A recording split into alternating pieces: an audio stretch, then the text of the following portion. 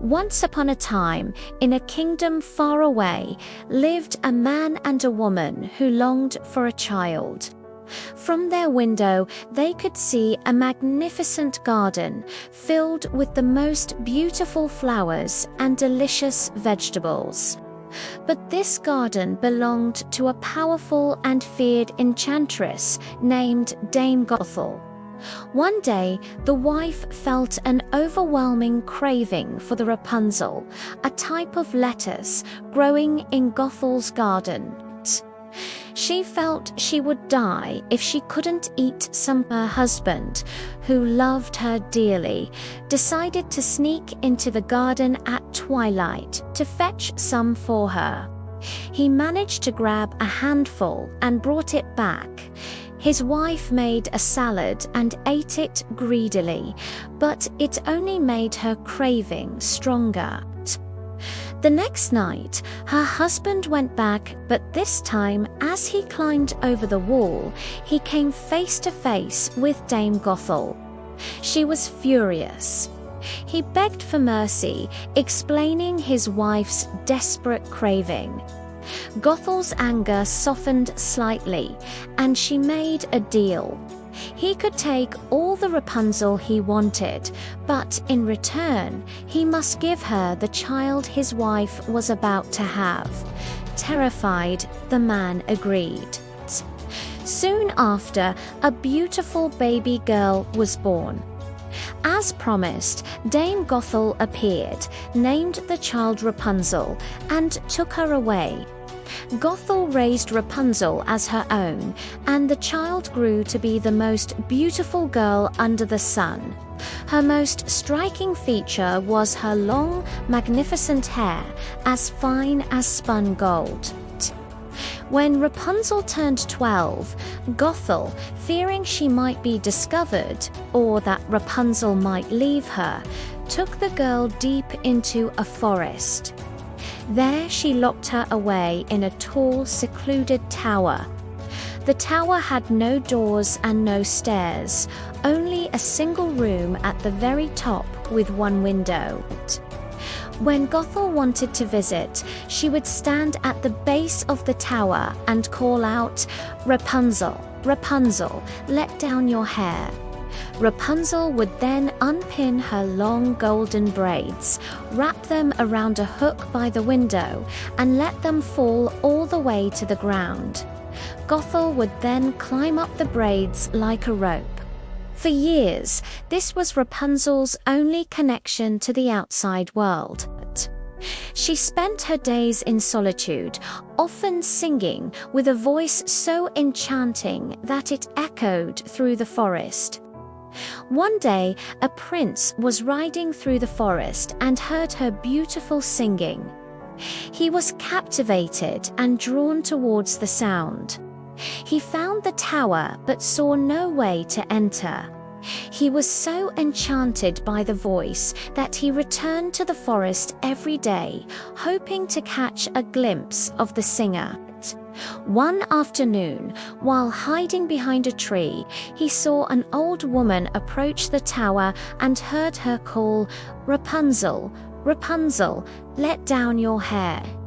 He watched in amazement as a long, golden braid tumbled down and the woman climbed up. The prince now knew the secret. He waited until nightfall, then went to the tower and imitated Gothel's call. "Rapunzel, Rapunzel, let down your hair." The braid fell and he climbed up. When Rapunzel saw a man for the first time, she was frightened. But the prince spoke to her gently, telling her how her singing had touched his heart, and that he couldn't find peace until he had met her. Rapunzel's fear faded, and as they talked, she found herself falling in love with him. He asked her to be his wife, and she agreed. They devised a plan for her escape. The prince would visit her every evening, as Gothel came during the day. Each time he came, he would bring a skein of silk, which Rapunzel would weave into a ladder.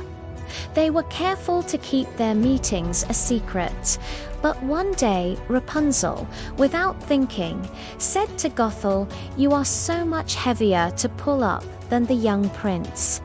"He is with me in a moment." Gothel flew into a rage. "You deceitful child!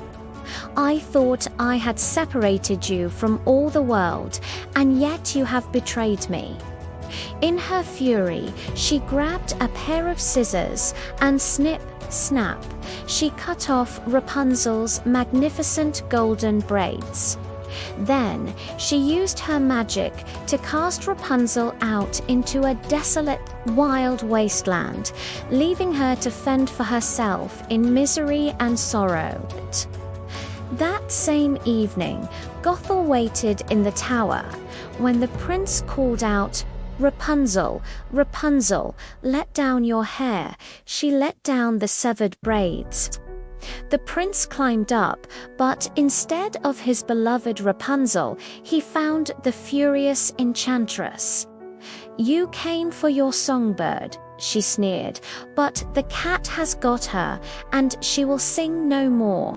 You will never see her again." The prince was overcome with grief. In despair, he leaped from the tower. He survived the fall, but the thorns of the bushes below blinded him. For years, the blind prince wandered the world, eating nothing but roots and berries, doing nothing but lamenting the loss of his dearest love. He roamed from place to place, calling out her name, but only the wind answered. One day, his wanderings led him to the very same wasteland where Rapunzel lived in wretchedness. He heard a familiar, beautiful voice singing a sad song. He followed the sound, his heart pounding. As he got closer, he called out her name. Rapunzel heard his voice and ran to him. They fell into each other's arms, weeping. As Rapunzel's tears of joy and sorrow fell onto his eyes, a miracle happened. Her tears healed him, and his sight was restored. He could see his beloved Rapunzel once more. Though she had suffered, her beauty was undiminished. Overjoyed, the prince led her back to his kingdom, where they were welcomed with great celebration. They lived happily ever after, their love a testament to hope and perseverance against all odds. Thank you for watching our retelling of this classic tale. If you enjoyed this story, please like, share, and subscribe for more magical adventures. Let us know in the comments which fairy tale you'd like to see next.